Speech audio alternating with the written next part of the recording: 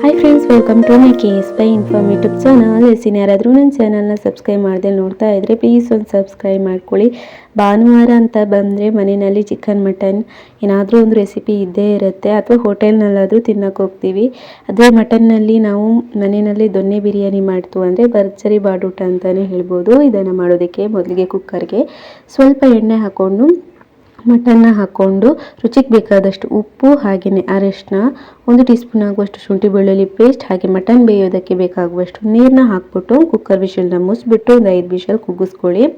ಅಷ್ಟೊತ್ತಿಗೆ ನಾವು ಮಸಾಲೆಗೆ ಒಂದು ಫ್ರೈಂಗ್ ಪ್ಯಾನ್ಗೆ ಸ್ವಲ್ಪ ಎಣ್ಣೆ ಹಾಕ್ಕೊಂಡು ಚಕ್ಕೆ, ಲವಂಗ, ಏಲಕ್ಕಿ, ಪೆಪ್ಪರ್ ಹಾಕ್ಕೊಂಡು ಅದಕ್ಕೆ 1-2 ಈರುಳ್ಳಿ ಹಾಕಿ ಚೆನ್ನಾಗಿಯೇ ಫ್ರೈ ಮಾಡ್ಕೊಬೇಕು.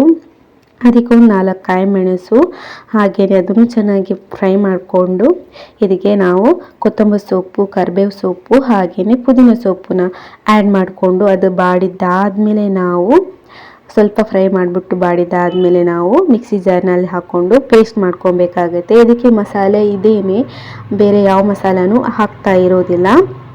ಇದೇನೇ ಸೂಪರ್ ಟೇಸ್ಟಿಯಾಗಿ ಬರುತ್ತೆ. ಅದಾದಮೇಲೆ ನಾವು ಯಾವ ಪಾತ್ರೆಯಲ್ಲಿ ಮಾಡ್ಕೊತೀವಿ ಆ ಪಾತ್ರೆಯಲ್ಲಿ ಸ್ವಲ್ಪ ಎಣ್ಣೆ ಹಾಗೆ ತುಪ್ಪನ ಹಾಕ್ಕೊಂಡು ಹೋಲ್ ಸ್ಪೈಸಸ್ನ ಹಾಕ್ಕೊಳ್ಳಿ. ಅದಕ್ಕೆ 1-2 ಗಡ್ಡೆ ಈರುಳ್ಳಿನ ಮತ್ತೆ ಹೆಚ್ಚಿಬಿಟ್ಟು ಹಾಕ್ಕೊಂಡು ಚೆನ್ನಾಗೇ ಫ್ರೈ ಮಾಡ್ಕೊಳ್ಳಿ. ಚೆನ್ನಾಗೇ ಫ್ರೈ ಮಾಡ್ತಾ ಇದಕ್ಕೆ ಶುಂಠಿ ಬೆಳ್ಳುಳ್ಳಿ ಪೇಸ್ಟ್ನು ಹಾಕ್ಕೊಂಡು ಚೆನ್ನಾಗೇ ಫ್ರೈ ಮಾಡ್ಕೊಳ್ಳಿ, ಹಸಿ ವಾಸನೆ ಹೋಗೋವರೆಗೂ. ಅದಾದಮೇಲೆ ನಾವು ಆವಾಗಲೇ ಪೇಸ್ಟ್ ಮಾಡಿಟ್ಕೊಂಡಿದ್ದೀವಿ ಗ್ರೀನ್ ಪೇಸ್ಟ್, ಅದನ್ನು ಹಾಕ್ಕೊತಾ ಇದ್ದೀವಿ. ಹಾಕ್ಕೊಟ್ಟು ಹಾಗೇ ಫ್ರೈ ಮಾಡಿಕೊಂಡು ಅದಕ್ಕೆ ರುಚಿಗೆ ಬೇಕಾದಷ್ಟು ಉಪ್ಪನ್ನ ಆ್ಯಡ್ ಮಾಡ್ಕೊಬೇಕು.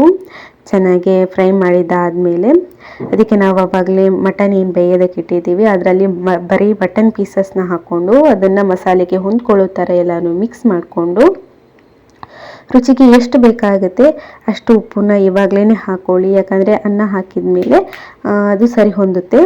ಅದಾದಮೇಲೆ ಇದಕ್ಕೆ ನಾವು ಆವಾಗಲೇ ಮಟನ್ ಬೇಯಿಸಿರುವ ನೀರು ಏನಿರುತ್ತೆ ಅದನ್ನು ಹಾಕ್ಕೊಳ್ಳಿ. ಆ ನೀರೇನಾದರೂ ಕಮ್ಮಿ ಆಯಿತು ಅಂದರೆ ಬಿಸಿನೀರು ಹಾಕ್ಕೊಳ್ಳಿ. ಅದಾದಮೇಲೆ ನಾವು ಅಕ್ಕಿನ ತೊಳೆದು ನೀಟಾಗಿ ಇದಕ್ಕೆ ಹಾಕ್ಕೊಬೇಕಾಗತ್ತೆ. ಹಾಕ್ಕೊಂಡು ಅರ್ಧ ಹೋಳು ನಿಂಬೆ ಹಣ್ಣನ್ನು ಹೆಣ್ಕೊಂಡು ಮುಚ್ಚಿಬಿಟ್ಟು 15 ಮಿನಿಟ್ಸ್ ಬೇಯಿಸಬೇಕು. ದೊಣ್ಣೆ ಬಿರಿಯಾನಿ ಸೂಪರಾಗಿ ರೆಡಿ ಆಗುತ್ತೆ.